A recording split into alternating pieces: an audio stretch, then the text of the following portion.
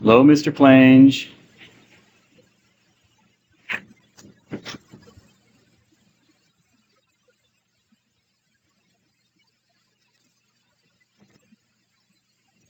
Okay. It'll be good to see you all again. Another beautiful fall, or actually winter, excuse me, winter day, Pennsylvania. And hopefully you got my email. You saw the announcement on Canvas. I'm giving you 2 extra credit assignments to do.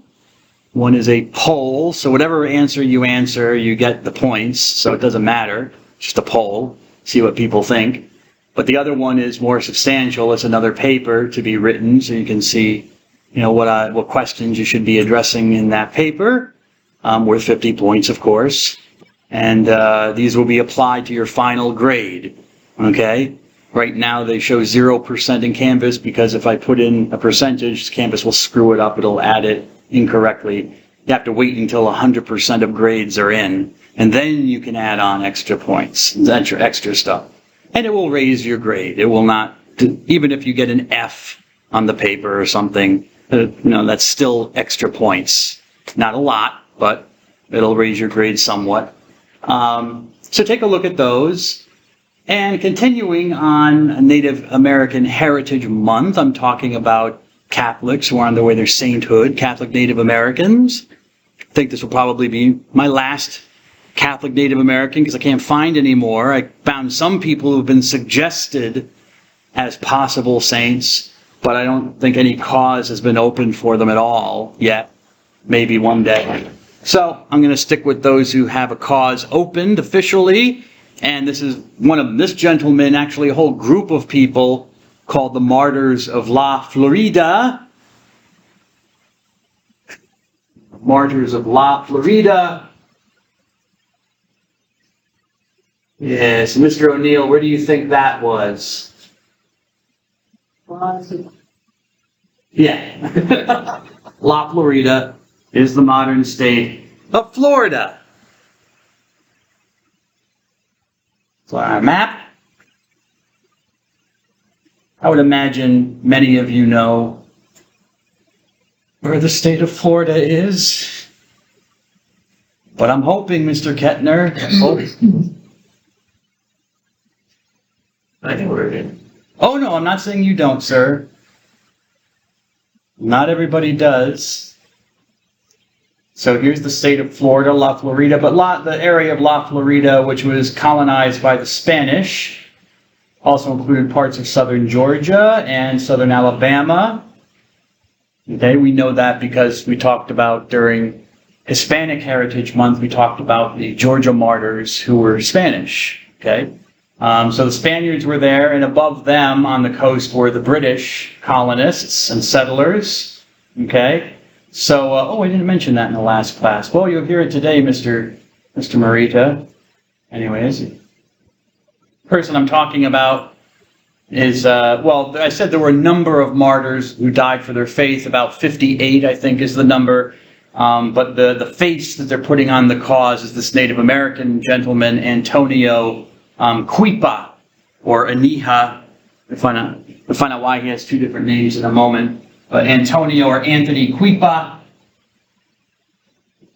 who was an Appalachian Indian.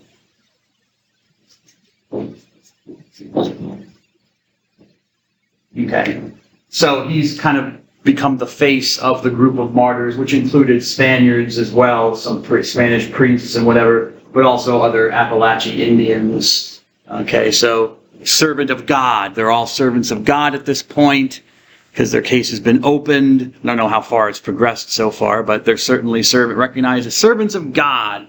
And he was born somewhere in the late 1600s, let's say the 1680s, when Antonio was born. and he died in 1704. But yeah, relatively young man, like 24 maybe, his 20s, so young guy. And his parents were Christian, so his parents were Indians, and they had converted to Christianity, so, he never didn't know Christianity. He was baptized as a baby and raised as a Catholic amongst the Spanish missionaries who were there in La Florida, in the mission system again, just like in California, they set up missions for Indians to live at or have villages around and whatnot. And, so he lived his faith. He was a carpenter by trade, a woodworker. He made things, and he lived. I didn't say this in the last class. I forgot to say it, Mr. Morita. But anyways, he was at the mission of Talimali, which is in modern-day Tallahassee, which I don't know my geography.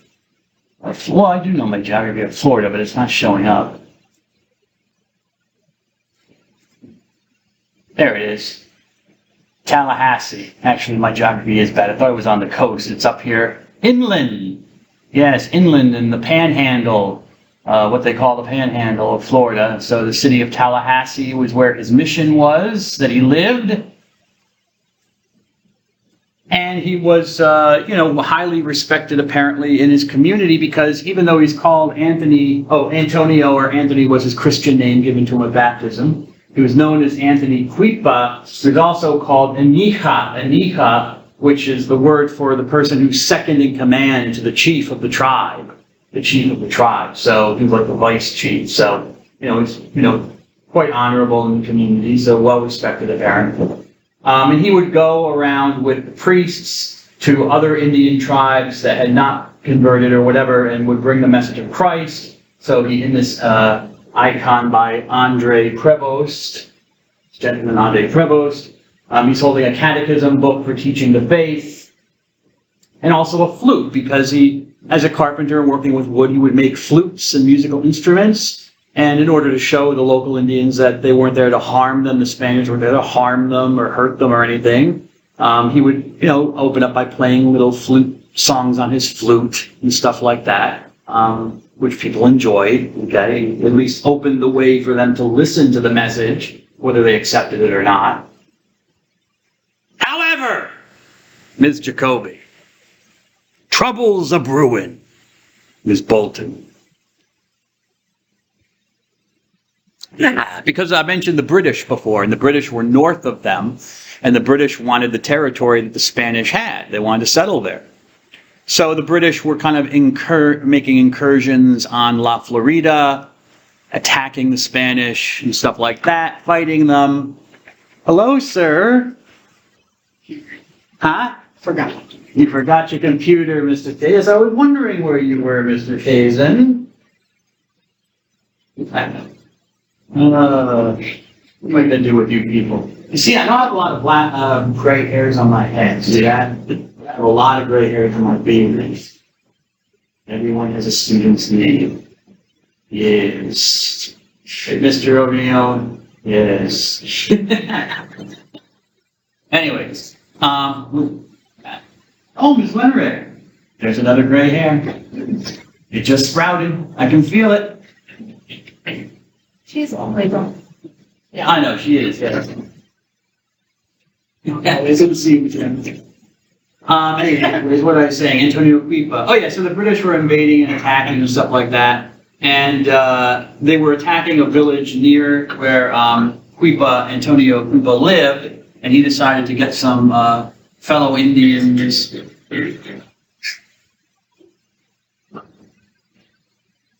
Gray hair number 2. Yes, with the name Kazin on it. Yes.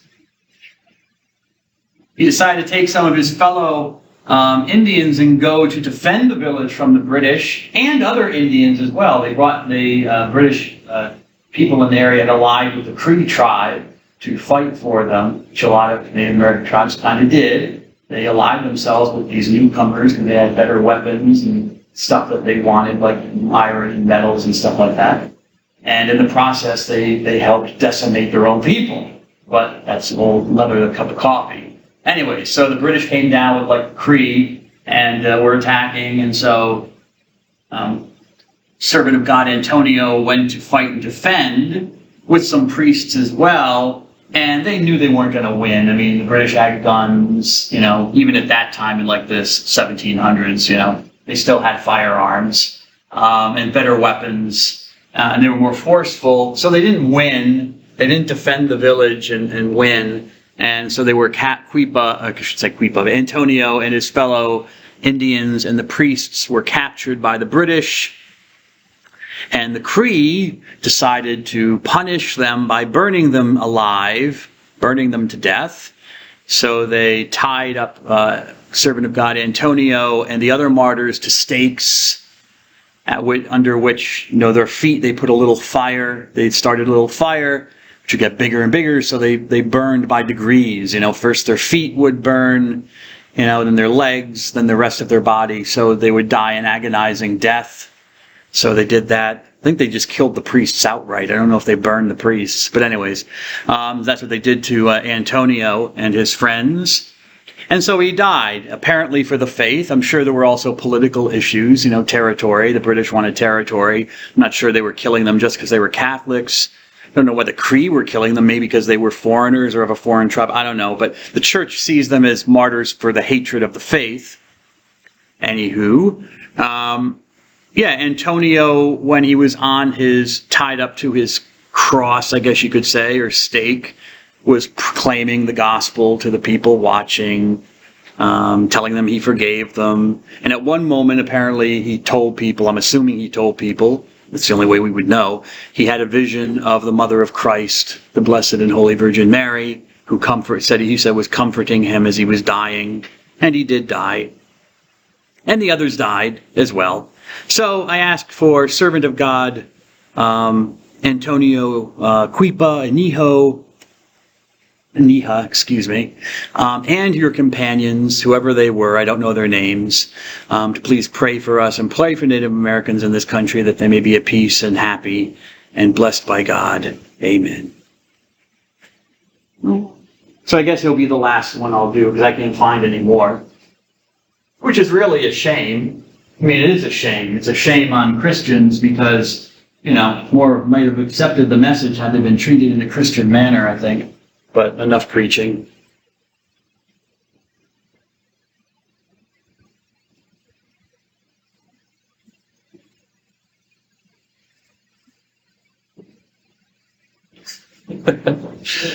Where did I end? I was talking about David.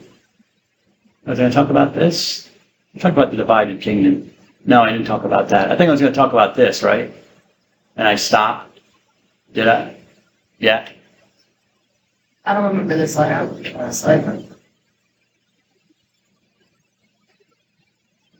Okay.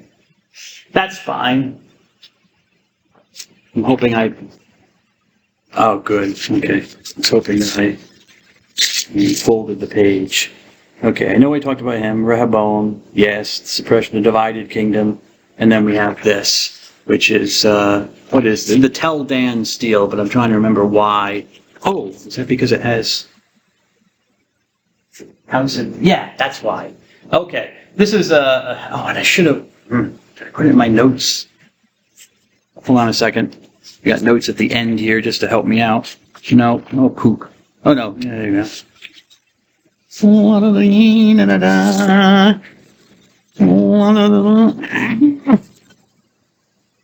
Kakba, okay. That's what I'm looking for. Okay, the great transition. Okay. No, I guess I didn't put it here in my notes. Well, I can tell you what it is. I just can't tell you the actual dates. Maybe I'd have to look at Wikipedia. But it's what's called the Tel Dan stele. We know what a stele is. We remember that's a stone monument that would be placed up usually by rulers, local rulers, to talk about, and brag is really more the appropriate term, brag about their accomplishments, all the cities they had built, the people they had defeated, and stuff like that. And this was found, I guess, in Israel. A tel, I think, is a hill, is the name. And so I didn't write down the stuff in my notes. Oh, wait a second. I mean, I have it on my notes. I just have it on this computer. Give me 1 second, please.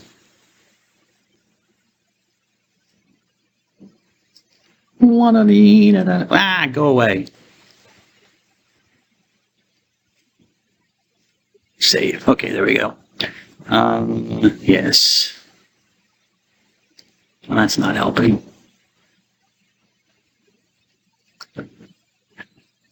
This out of the way. Okay. Teldan inscription, I should say, excuse me. Well, that's just a picture. That's not what I'm looking. I know what I'm looking for here.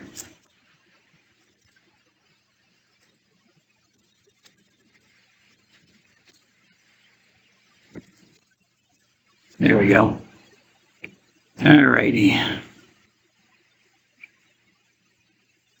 Okay, now I just have to find it. Okay. So, Dan. There we are. Okay. I have to get this out of the way so I can read my text. Otherwise I can't see it. So if you watch this later, you'll see me moving around the window of me talking. All right.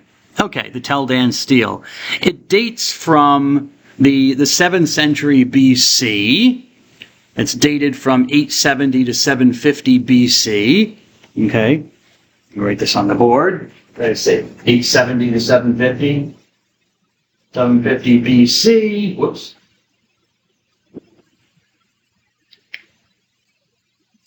Okay. Let's see, where was it? It was discovered in 1993 by an archaeological team. Okay. It's apparently written in Aramaic, which is a language related to Hebrew. It's not written by Jews. Who is it written by? Let me see what my notes say here.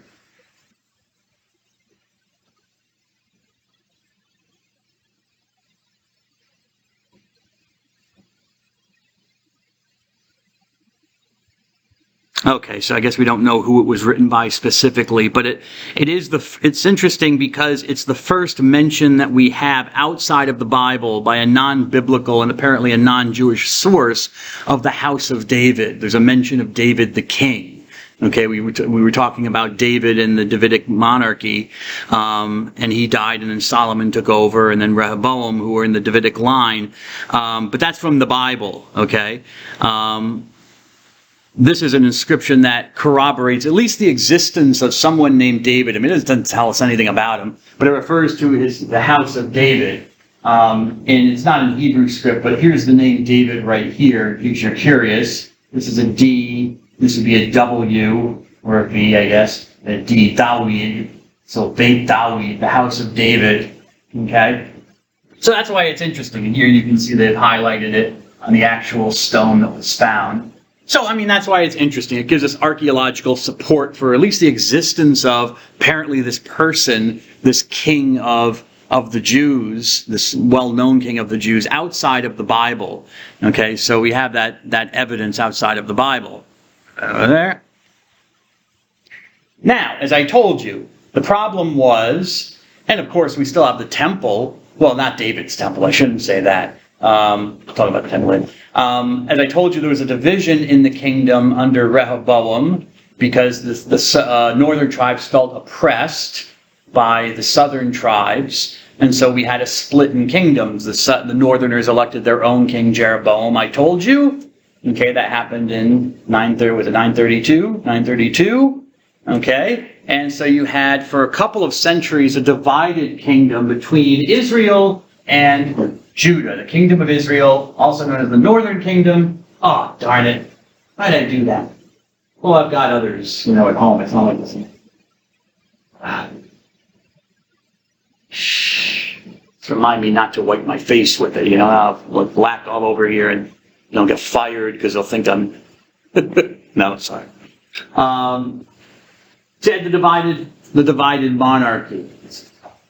Jeroboam set up his capital in, I think, Shechem, and then it was moved to Samaria. And he did two very provocative things. He built his own temple, instead of having people go to Jerusalem, he wanted his own temple. He built a temple here, he said, in Bethel, the house of God is what it literally means. And he built a large calf, apparently made out of metal or not gold, but he put, I think it was bronze, a bronze young bull or a calf, okay, as a monument at the southern end of the kingdom and all the way up north in Dan, okay, so the north and the south. I mention that because these are mentioned by like the prophets who hate them. The prophets of Israel condemn these things. They think that this is idolatry. This is an offense against God because Jerusalem should be the only place where God is worshipped. This is which is a later view. It's a later view that arises in Judaism, that you could only worship God in Jerusalem. At this time, actually, the traditional view was they were worshiping all over the place. Yes, Jerusalem had a big temple that was built there eventually, but on any high hill, you would have a little shrine to Yahweh, the Israelite God, and maybe some other gods as well, But you have a little shrine for Yahweh that would have a local priest who would minister there, and you go there and offer your sacrifices. You didn't have to always go to Jerusalem. But this is all, in later times, this was seen again as an offense against God, against the unity. They kind of like took the idea of the unity of God, the one only God, and then made it like, since there's one only God, there should be one only place to worship, and that should be Jerusalem. And so eventually all these high places were wiped out. They got rid of them and stuff like that. So when you're reading the Bible, like when you're reading 1st and 2nd books of Kings, the author takes a very negative view. And also in the book of Tobit, the book of Tobit mentions this as well. It takes a very negative view of the fact that Jeroboam put up these idols of calves, on his borders and built his own temple for his people. Worshipping the same Jewish God, worshipping the God of Israel, they were Jews, they didn't see, but they, had separated. Like in the book of Tobit, if you read the book of Tobit, which a lot of scholars don't think is an historical record, they think it's a short story. Okay, fine. But Tobit is from the north. He's an Israelite. He's from the kingdom of Israel. But according to the story, God bless you, sir, he made a point of always traveling down to Jerusalem to offer his sacrifices and his tithes. He never goes to the temples that Jeroboam set up. He's a true Jew. He's a faithful Jew. So this is a later view, that developed, very negative view. Anyways, but it's kind of interesting because in a lot of ways, the religion of the kingdom of Israel was probably a lot more traditional and closer to the earlier biblical religion than what would later develop in Judah and would become the standard kind of Judaism that we know today, of just Jerusalem, the temple, only one God that you worship, no other God, don't make images of gods, and literally Judaism was a little flexible on each of those. Anyways, okay.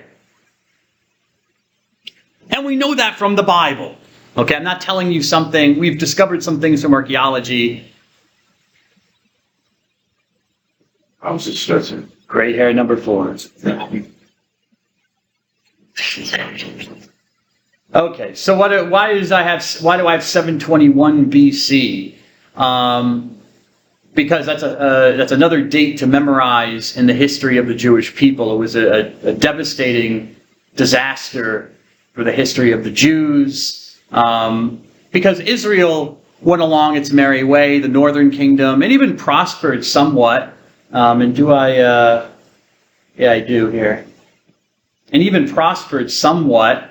For example, in other archaeological records, we have a mentioning of the kingdom of Israel. For example, in this, what's called the Moabite stone, I guess it's also a stele, which was discovered in Jordan, the country of Jordan, I think. Did I put the date on when it was discovered? No. But anyways, it was in one piece. Now it's in fragments because a local tribe destroyed it.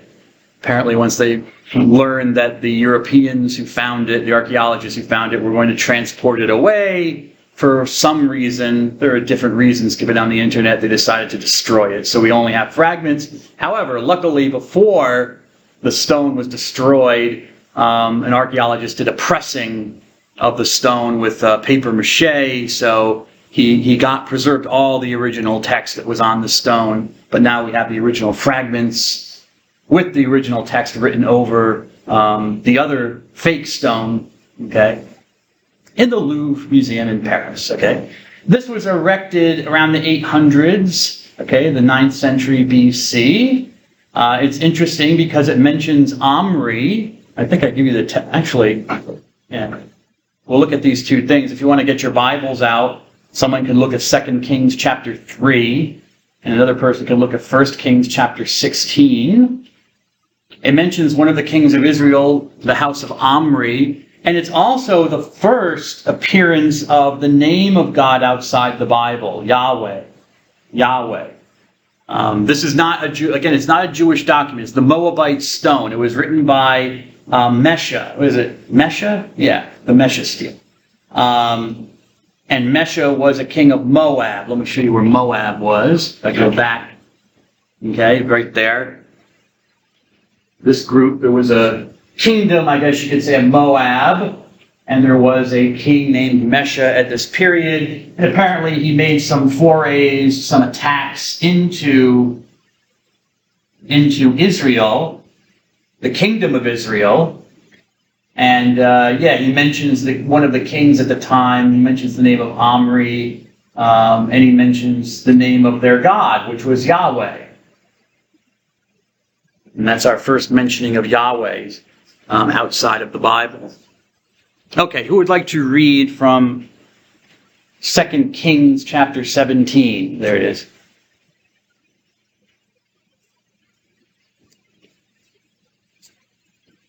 Yes. Does it start with? Wait a second. Not the whole thing. I don't want to read the whole thing. Where do I should have given verses. I said 2 Kings chapters. Or did I say 1 Kings? No, 2 Kings. Yeah, 2 Kings. Yep. Just trying to see where I want to start reading. Sorry? In the 12th year, 7. No. No. Just hold on. Oh, wait a second. Sorry about that. No, that's not what I want. 2 Kings chapter 3, excuse me. 2 Kings chapter 3.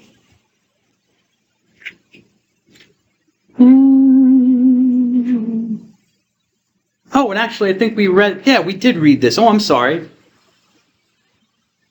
Yeah, and I said I was going to discuss it, and I decided I needed more to say. Sorry about that. Okay, that's my bad memory. I apologize. All right, yeah, this is the Bible story of kind of the same thing that's being described in the Mesha stele. Okay, so now we have some extra biblical archaeological support and we get to see two versions of the same kind of story.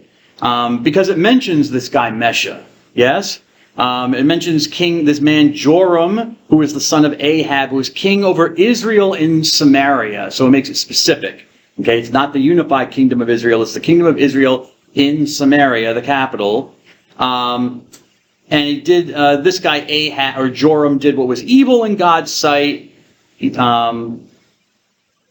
Though he did, but he did do away with the pillar of Baal, this false god that his father had made, but he still held fast unceasingly to the sins which Jeroboam, son of Nebat, caused Israel to commit. The sin was by honoring these two calves that he set up on the borders. Okay. Now Mesha, king of Moab, who is a shepherd. Maybe that's to diminish him, like he was just a shepherd. Because shepherds were kind of people who took care of cattle and stuff, were like low class. Used to pay tribute or give money to the king of Israel. Actually, money in the sense of lambs, animals, he would give animals. But when Ahab died, the king of Israel, the king of Moab, Mesha, rebelled against Israel. And King Joram set out from Samaria and mustered all Israel. Okay, and they go to fight. All right. Now remember, we'll skip over that about the prophet Elisha. And in the end, Mesha wins the battle because he sacrifices one of his children to his god Chemosh. And Chemosh rewards him by giving him the battle, apparently. Okay. And, okay, so that's the Bible story of what happened with Mesha. What's Mesha's story? Well, as I told you, all right, first of all, let's take a look at the stone. You can see, identify here where the name Yahweh is on the stone. Okay, so just so you see it. That's first chapter 3. But here we have a translation of part of the stone that's relevant to us. If anyone would like to read that, I know it's long. But if you'd like to read it, I'd appreciate. Go ahead, Ms. Donnelly. Yeah. I am Chemosh, Chemosh. king of the Dibonite, yep. that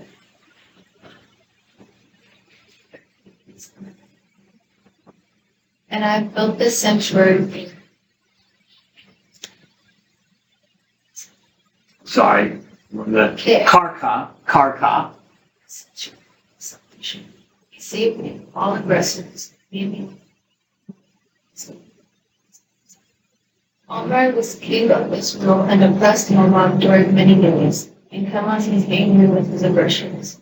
His son succeeded him, and he also said, I will oppress him. In my days he said, let us go, and I will see my desire upon him. And Israel said, I shall destroy it forever. Now Omri took the land of Medeba, yeah. and in the days and the men of God dwelled in the country of Ad, ancient times, Adaroth, yes. and the king of Israel. I assaulted the wall and captured it, killed all the warriors for the city, but the elk using of Chemosh and Moab. Chemosh said to me, go take Deborah against Israel. And I went in the night, and I fought against it from the break of day till noon, and I took it. And they killed in all 7,000 men, women and maidens, for I devoted them to Ashtar and Chemosh. And I took him from the rest of the people, offered them. The king of Israel fortified Jahaz and occupied it. He made war against me, and Chemosh drove him out before him. And as to Horonai, I'm sorry. at the bottom of Distracted. Sorry. H-O-R-O, Edom, or, Horonaim, yes. well, buried on the descent of the hill. Chemosh said to me, go down and make war against Naim. Naim, and take it. And I assaulted it, and I took it. Chemosh restored it in my days. Thank you. I just wanted to check my own Bible because it doesn't mention Chemosh here in this reading from Kings, but it does. Chemosh is mentioned in other places in the Bible as the god of the Moabites. Anyways, so it supports that detail. All right, so this is from the Mesha stone, or what's I'll call it Mesha stele. It's also called the Moabite stone. Okay, same difference. Mesha, son of Chemosh. He's the son of the god. He identified himself as the son of Chemosh's god. Much like the Jews identified, and we'll come across this later when we talk about the Messiah, identified their king as the son of their god, the son of Yahweh. Okay? King of Moab from Dibon. The Dibonite means from Dibon. I don't know where that is. My father reigned over Moab for a while, and then I've succeeded him. I built a holy place for Chemosh, and so now he's telling you all the good things he's done. I built a temple for my God, and my God has done all these good things for me. He saved me, and then and my enemies, and now he gets on to one of his enemies, which is Omri, the king of Israel. Now, Omri was not the king of Israel, as we know from the Bible. I mean, this seems like a contradiction because Omri is not mentioned in the story. God bless you, Miss. I appreciate it. So you keep me humble. You're keeping me humble. That's all right. Omri's not mentioned, but Omri was a apparently a very famous and effective king. As we'll see in a moment, he gets kind of short shrift by the biblical authors, but apparently he was kind of an effective king. And, the Israelites in the north were known as the house of Omri. That's how big he was. So Omri was king of Israel, oppressed Moab. Okay, and my God, Chemosh was angry because of that. His son succeeded him, Jehoram or Joram. They're the same name, okay? They're just different forms of the same name, Jehoram or Joram. Succeeded him. Well, actually, no. He wasn't technically his son, but okay, they're being a little bit free with, the son of who, because, familial relationships were more fluid than they are today. Someone, a person's could say he's the son of his grandfather and stuff like that, and use the name of his grandfather, and that was okay. So they had an extended kind of understanding of familial relations. So it succeeded him and said, I will oppress Moab. Okay? And so apparently Omri, even though he's not really Omri, because it's Joram, took the land of Medeba and took other lands, okay, which he wants to take back. He mentions the tribe of Gad, one of the Israelite tribes. The men of Gad lived in the country of Ataroth, and the king of Israel, now he mentions the king, so he mentions Israel, and its kingdom, its own kingdom. The kingdom of Israel fortified a place called Ataroth. I attacked it and took it, and killed all the warriors for my God, and then my God Chemosh said to me, go take Nebo against Israel. And Nebo is another one of the southern towns in the kingdom, so which we know about. If you're curious, you can read the book of Numbers, verse 32, it talks about the town of Nebo, or at least it lists it in a list of towns. Okay, so we know there was a town named Nebo. So he went and fought against it, took it, killed all the people, and the women and the young girls, and I devoted them to Ashtar Chemosh. By devoted, what does that mean? Well, maybe sacrifice them, offer them up as victims to Chemosh and sacrifice. I guess it could also mean he enslaved them, but usually in the Bible when they talk about dedicating something to Yahweh, it means a whole burnt offering, that the animal's completely dedicated and must be offered to God, You don't use it. It's God's if it's dedicated to him, so you burn it up. So probably he sacrificed them to Chemosh.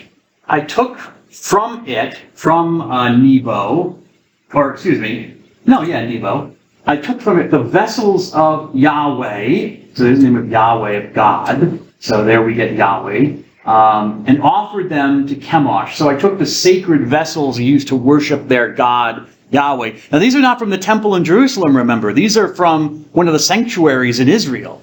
Okay, so one of these shrines to Yahweh, he took the sacred vessels used to worship Yahweh, and he put them to the use of worshiping Chemosh. Okay, then he mentions the king of Israel again, that's blah, blah, blah, but when he goes to Horonaim, and the men of Edom dwelt therein, on the descent from On the descent from, I don't know what that is. And he goes down and assaults them and fights them and takes what they've got there. This is just an interesting piece here because what's translated, this is a very old translation, it's mostly accurate, okay? But archaeologists and scholars really dispute this line because it says it's translated as men of Edom, which was a southern region of Judah, actually. It's not in Israel. The kingdom of Israel. But the letters can be read as Beit Dawid also. And there are some scholars, a minority, I don't think they've kind of convinced everybody, but think that the letters here should be read as Horonaim, the house of Israel dwelt there. The house of Israel, or excuse me, the house of David. Okay, meaning the kingdom, someone from the kingdom of Judah, or there is influence from the kingdom of Judah, because they're the house of David. Israel is the house of Omri. Okay, the two different kings, great kings of those kingdoms. But that I put it there just because it's a possibility, and the words are kind of a little bit messed up on the stele, so it's not exactly clear how it should be read, but some people propose that. Most archaeologists don't think so, but they can't agree on what the words really mean, actually. The person who did this translation back in, as you can see, the 1800s, 1878, opted for men of Edom. All right. Whatever floats your boat. Let's look at 1 Kings chapter 16.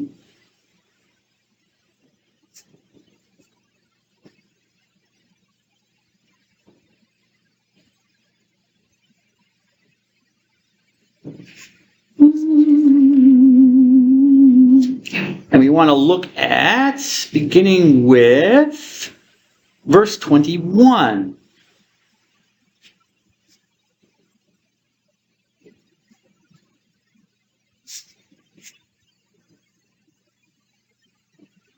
Philip, sir.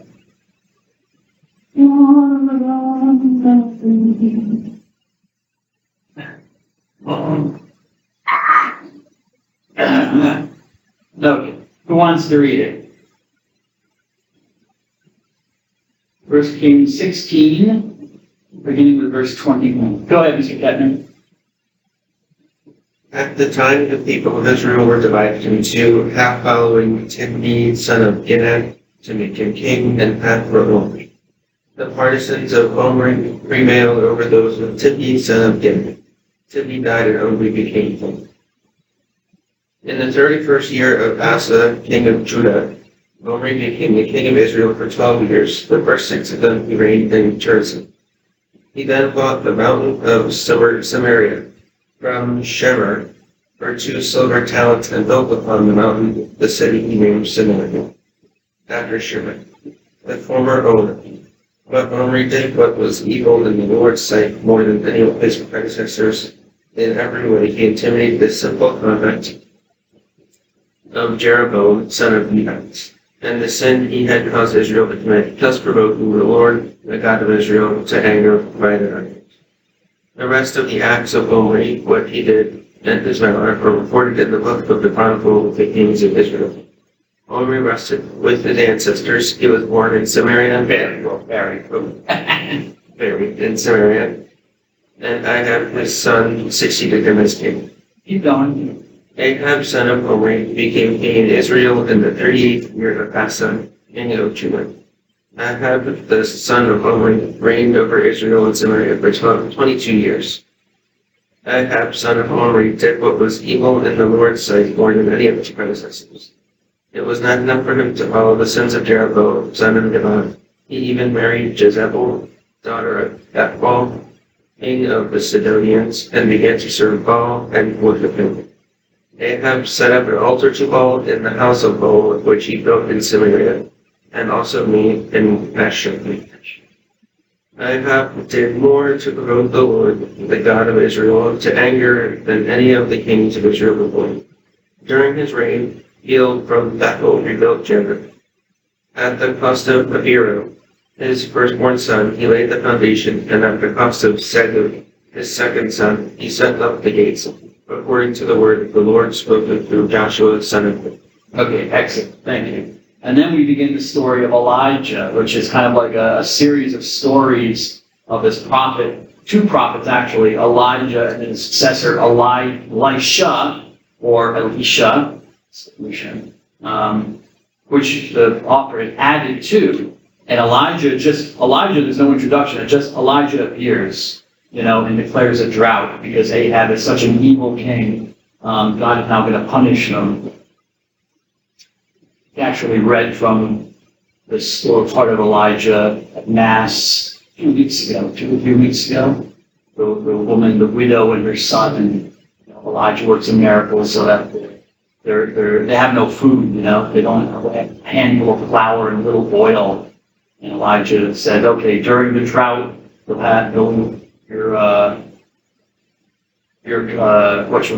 container of grain will not be empty, your oil jug will not be empty. Miraculously, it didn't during 3 years. I think it was 3 years of drought. We were able to eat. Anyways, so here we have 2 people that were mentioned in the Moabite stuff, Omri and Ahab. Okay, it doesn't mention Joram on here. And this is it for Omri. Omri is basically not mentioned anywhere else. This is all the information we have about the reign of Omri, and it's very negative portrayal. He did what was evil more than any of his predecessors.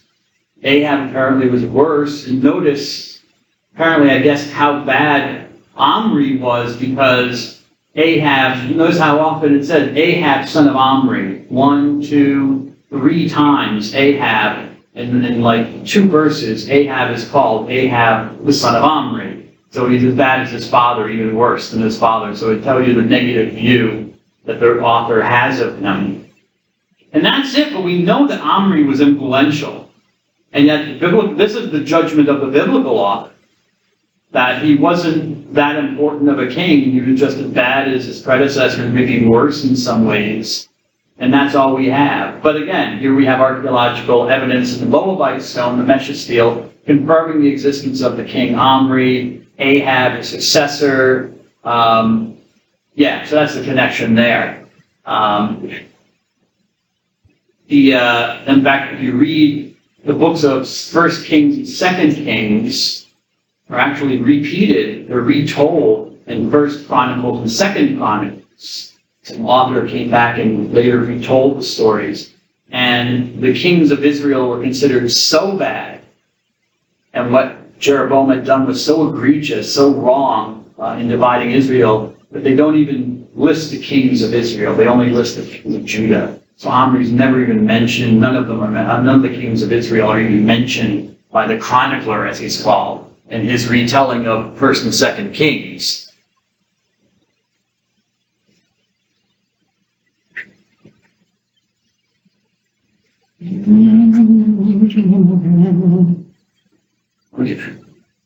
Alrighty, where am I now?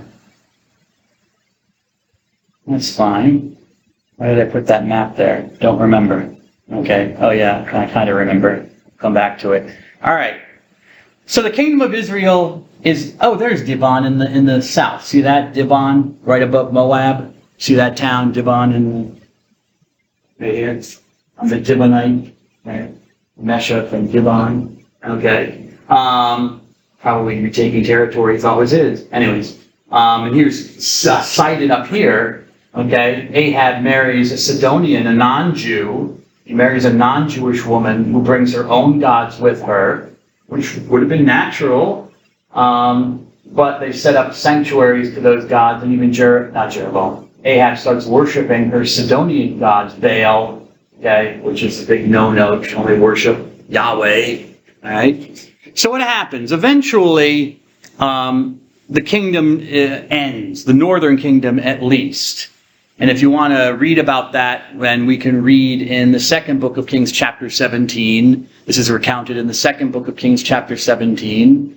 I have to remember, does the chronicler even talk about... I think the chronicler does repeat this story. Anyways, that's why I have my map here.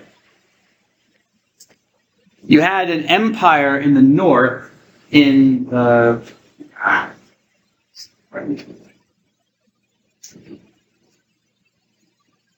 in the north here, called Assyria.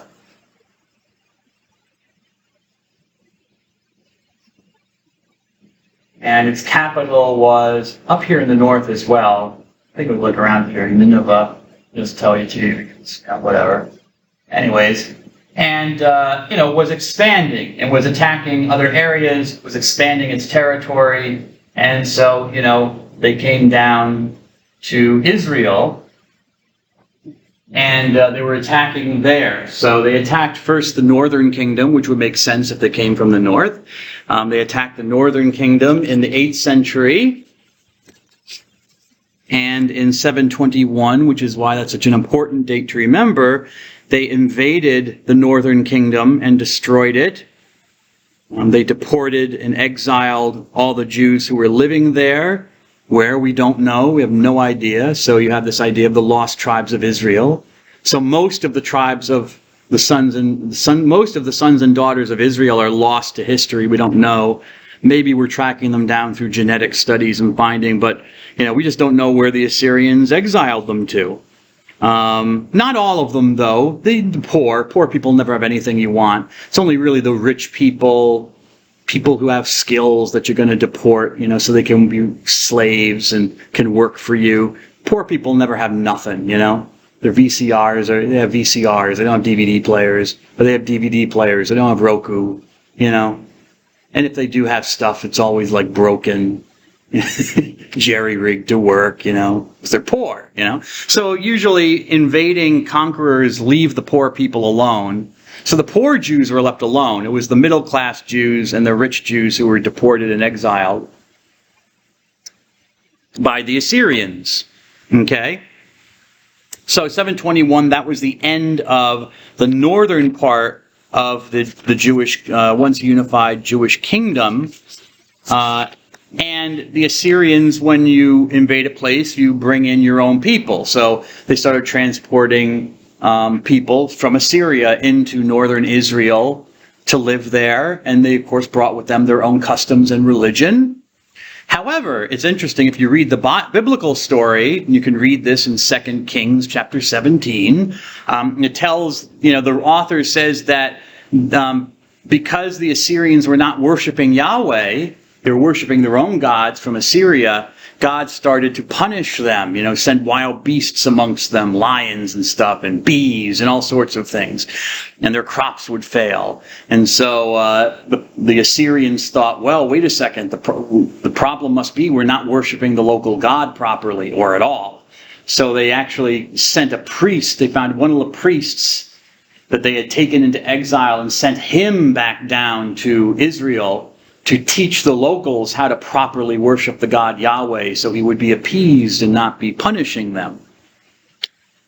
That's an interesting story because that develops that's one of the theories about how eventually there developed a different group of people who are of Jewish lineage but are not Jews, not considered Jews, called the Samaritans. From Samaria, yes, the capital, from the capital of the northern kingdom, all right? And even they're mentioned in the story of Jesus, the Samaritans, and they were hated by Jews because they were considered sellouts, that they had corrupted the purity of Jewish religion with pagan religion, okay? And some people think that this story in 2 Kings 17 is to explain where the Samaritans came from. They're the kind of like the unholy union of the pagan Assyrians with the local Jews, and their faith became corrupted that way. Who knows? I don't know. That's the story, but we don't know where the Samaritans came from actually, or what happened. This is the biblical story. We don't have any other independent records to say what happened in northern Israel or the northern kingdom after the Assyrians invaded. We're pretty sure they did exile a lot of people. But the Samaritans are there. They're these people's Samaritans who claim to be of the lineage of Israel. There they are. On the mountain where their temple used to be, the ancient temple used to be, which was later destroyed by Josiah, one of the Judahite kings, later destroyed it.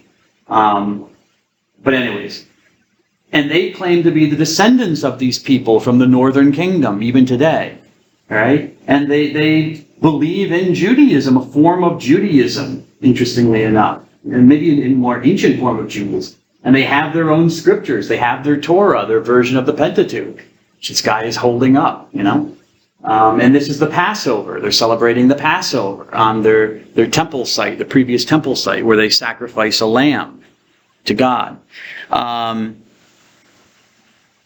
So we're not sure of their origins, but it's very interesting. According to them, they're descended from these people.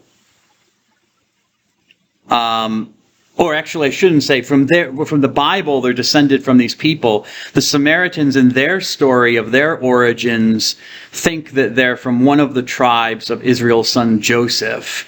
Okay, and they also claim to have a high priesthood from Aaron, Moses' brother. Okay, and according to the Samaritan story, it had nothing to do with the invasion of the northern kingdom. The separation between them and the Jews came over the question of who should be the high priest. And the Judahites followed one guy and the Samaritans followed another. And so that's, according to their story, how the breach came about as a religious issue. It had not a happenstance of history. But the Samaritans have the same beliefs as Jews. They believe in the one God of Jacob, Israel. They have the law of Moses, the Pentateuch, and that's all they have. They have no other scriptures. They don't accept anything beyond the first 5 books of Moses, which shows the more ancient tradition amongst the Jews. The Torah came first, and then later books were added on, interestingly enough. So they preserve that. They have the feasts and festivals of Judaism, like Passover. They had a temple. They practiced circumcision, etc., etc.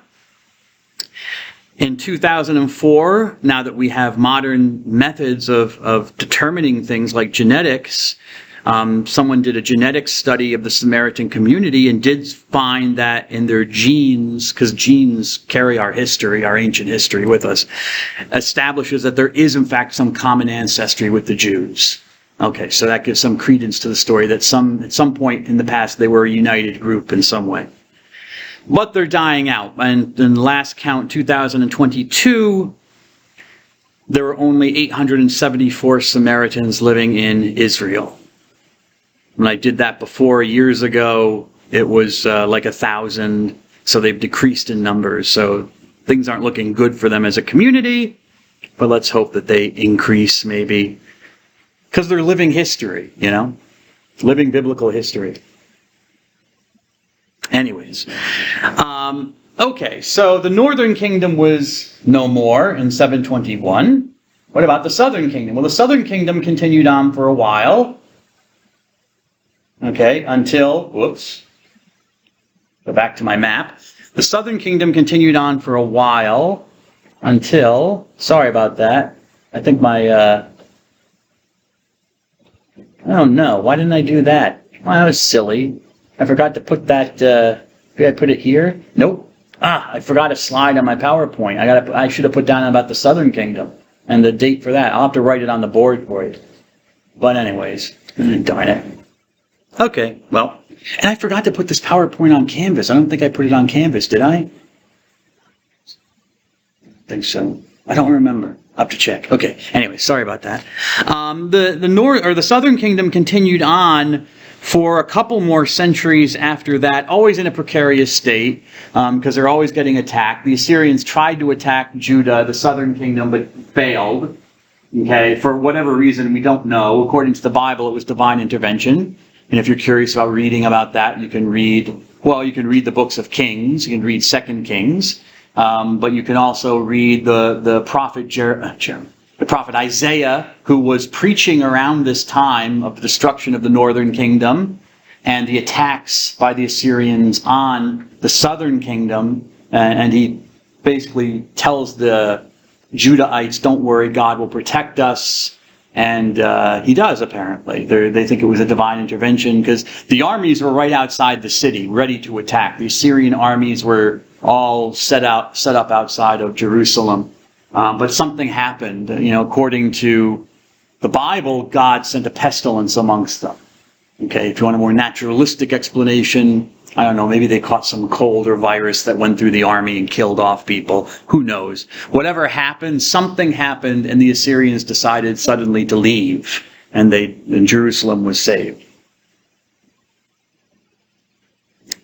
However, Assyria is one empire, but you have another empire that starts emerging here, the Fertile Crescent, called the Babylonian Empire, Babylon, ancient Babylon. Okay? Babylonia, the Babylonian Empire. So they become powerful. They come up and they destroy the Assyrians, the Assyrian Empire, and take over that. And then again, they set their sights for more land, more territory. On their way down to Egypt, they meet up with the kingdom of Judah. And this time the kingdom of Judah does not survive. All right, the Babylonians are just too strong. There's no intervention of God this time. And if you want to read about that, you can read the prophet Jeremiah, who follows the prophet Isaiah. Jeremiah was preaching during this time in the 500s, the 6th century. And basically Jeremiah says, no, there's going to be no intervention from God. You're being punished for your sins because you are worshiping false gods. And God has had it. He's angry. And so he's going to let the Babylonians have you. And that's what happens. 587 BC.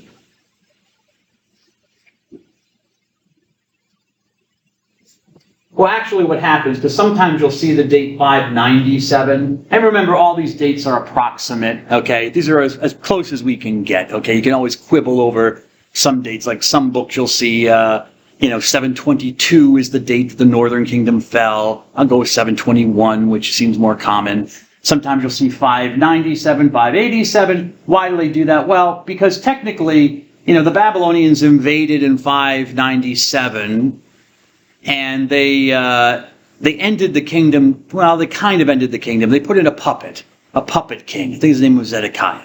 Anyways, they put in a puppet. So technically, the kingdom was there, but the Jewish king had the Judahite king had no control, really. He was a puppet of the Babylonians. 10 years go by, and the people in the kingdom of Judah decide to revolt against the Babylonian emperor. Bad move. So that's in 587, the Babylonians come back and they invade again to destroy the temple, to destroy the city of Jerusalem, set it on fire, and they finally depose the last king of the Jews. There was no further king after that because they decided to revolt. And so we have what is called the Babylonian exile. Okay, they do to them what they did to the Israelites.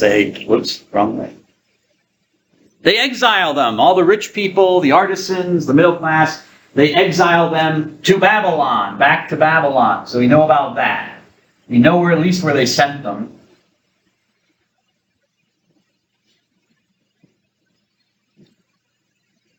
They leave some people in Israel still, the poor people, scrounge around. But many of the people they exile, or the upper classes they exile, I shouldn't say many because most people were poor then, I think. And you can see from the dates, the exile lasts for most of the rest of that century, from 587 to 539 BC. Right? The people from the kingdom of Judah are exiled to Babylon, and now they're cut off from their religion. The temple has been destroyed. The temple of David, the temple of Solomon has been destroyed.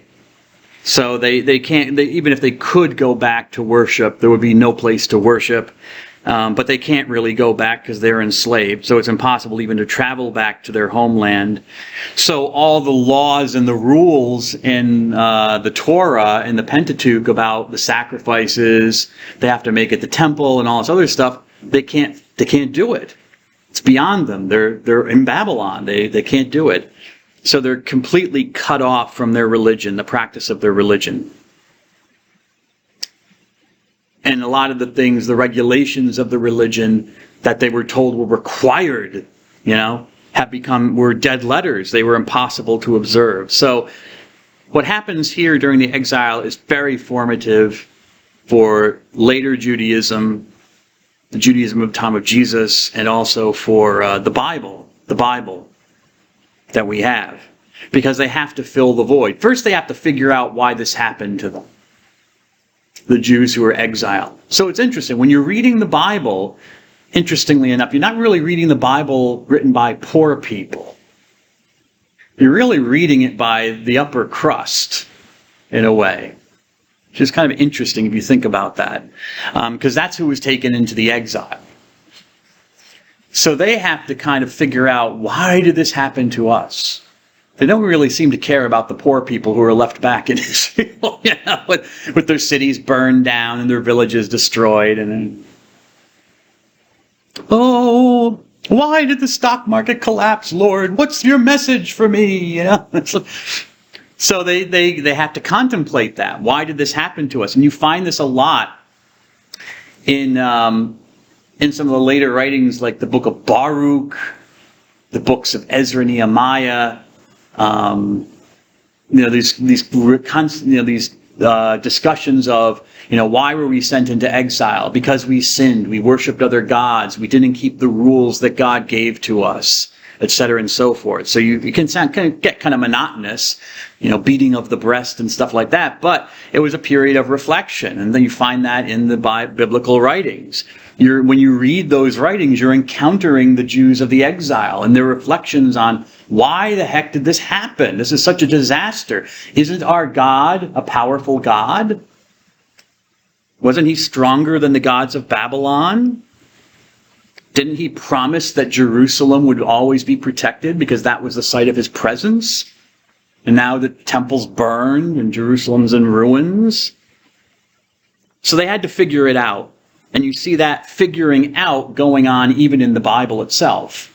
And in the writing, like what we read from the books of Kings, a lot of the thing about the first and second books of Kings is to try to explain through historical means. And it is historical. Because like Mr. Kettner read in 2 Kings 17, or 2 Kings 16, excuse me. No, not 2 Kings. Yeah, 2 Kings. No, sorry. My alarm, please go. 13, sorry. No. It's not what I want.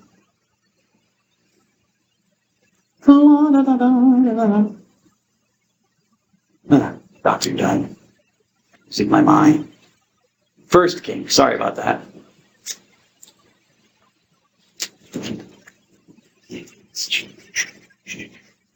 Yeah, 16 verse 27.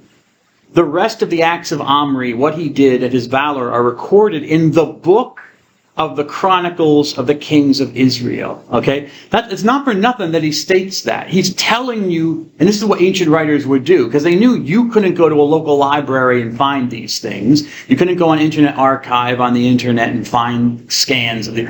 So they would tell you the books and the sources that they were using behind their writing, where they were getting their information from. So his stuff that he was telling you about the reign of Omri, even though it's very brief, are from something called the Book of the Chronicles of the Kings of Israel, which is lost to us now. But a lot of kings and a lot of governments would keep official records of the monarchs and the rulers. We know that. That was not unusual for the Jews. And other books are mentioned, the books of the wars of Israel and Judah and stuff like that. So we know sometimes they mention the actual historical sources they're using to tell the story in the Bible. So it is historical here, and the person in the form of history, the author, whoever it was, is trying to again explain why all of this happened, because that's where it ends. The second book of Kings ends with the destruction of Israel, and then the destruction of Judah, okay, the exile, and then that's it. But if you actually read the retelling in the books of Chronicles, which are written much later, they actually talk about the return from exile. So we can tell when they were written after the exile had ended. So there's hope. But in the book of 2 Kings, it's just like, it's like, at least I think, let's see if my memory is correct. Can never tell with Dr. Dunn. Yeah. Jehoiakim is taken to Babylon as an exile, the king, the last king. Yeah. That's the end of that one. It's over. And then 2 Chronicles, the end of 2 Chronicles is, that they'll return eventually, okay? Which apparently had happened. So they have to fill this void and explain it. What are they going to do? Well, they don't have a temple, but they do need a place to worship and pray. They can't perform the sacrifices anymore, but they can pray to their God and focus on their God. So things called synagogues are formed in Babylon. This is where you get synagogues. They don't start in Palestine. They start in Babylon. Coming together, soon with, agoge to come. So the place where you come together. Okay? A synagogue. A place of Jewish worship and religious instruction. So you would come there to worship. You would also come there to learn your faith, to learn what Judaism was. If you were a boy. Girls, no. They didn't really teach the girls, but boys, yes. You're supposed to learn it. So you need experts. This is where the idea of a rabbi comes into play, all right? You start having the beginning of this idea of a religious expert that is eventually called a rabbi.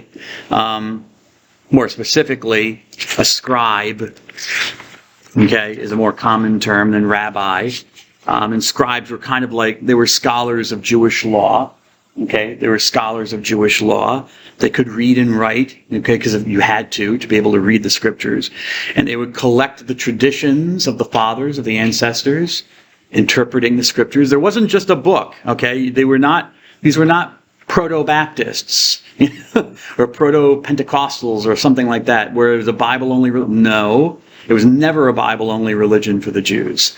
God revealed with two mouths to Moses was their idea. There were two mouths. There was the mouth of the writing, of the scriptures, but there was the mouth of the, or excuse me, there was the mouths. With two mouths, out of one mouth comes the writing, of the other mouth comes the oral tradition, interpreting how the writings are to be observed. And both were given to Moses. There's never a disunity between them. Okay? So that was what the scribe would do. He would write the scriptures, interpret the scriptures, preserve the traditions of the earlier fathers of Judaism. And then you had to have an authority to make decisions about, again, there were a lot of questions like, okay, it says in the book of Leviticus that if, I have a skin disease, not necessarily leprosy, but if a skin disease, I'm unclean. And once I become clean again, the skin disease, the eczema or whatever, psoriasis goes away, I'm clean. But I still have to offer maybe like a lamb or a goat in the temple and thanksgiving to God. Well, rabbi or scribe, how do I do this? Because I'm in Babylon now, 1,000 miles away. The temple is no more. What do I do? So you needed to have someone to make a decision. You needed an authority to say, okay, that's what the scripture says. This is the tradition of the elders that said how to apply it, but we can't apply it anymore. So how are we going to apply it? Because it still needs to be applied. You still have to follow it. So this is where you get a group of wise men, you might say, okay, elders, priests, stuff like that. And they come together in a Sanhedrion, a Sanhedrin. Sun coming together, Hedra to sit. So a sitting together, like a council. They sit together in a council. So the name for a supreme council of authorities who could decide the questions of the law and practice the Jews. Okay? So you see this whole framework, which comes into Christianity, because Christianity comes from Judaism. You have a scripture, you have a tradition, you have a magisterium that interprets it with the power of God. These are religious figures. And their word was final on what it meant and what you were supposed to do. And if you wouldn't do it, they could cast you out of the Jewish community.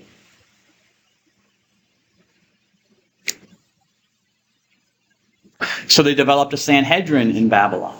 Before I forget, because I know we have to go, but before I forget, Ms. Weinrich, if you want to know about the exile, then read the book of Ezekiel. He's the only prophet we have who actually went into exile to Babylon. That's what the whole book of Ezekiel is about. This guy Ezekiel is in Babylon, and he starts receiving visions from God about things, a lot of weird stuff. But the thing is that he's trying to convince the Jews about, well, this is why God did this to us. This is part of the reflection. We were sinful. But the people don't want to hear that. The people are, oh, God will protect Jerusalem. Ezekiel says, no, Jerusalem will be destroyed. And it was. And then they're like, they listen to all this gloom and doom from Ezekiel. Oh, you're a bunch of sinners. That's why and God's punishing us. And they don't want to hear that from Ezekiel. But that's what the whole book of Ezekiel is about. It's the reflection on why are we here in exile in Babylon and what's going to happen. And he promises that you will eventually go back, but not now. This is a time of purification. Okay, yes, well, Mr. Kestner is ready to go, so I guess I'll stop here.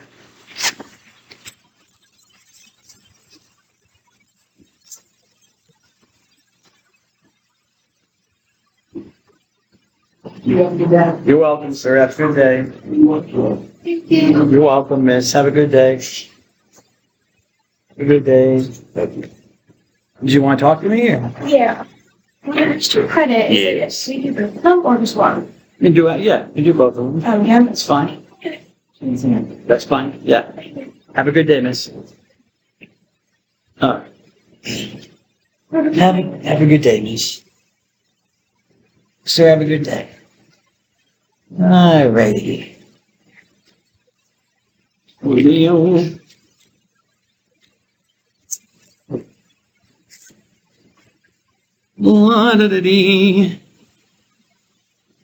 slowly.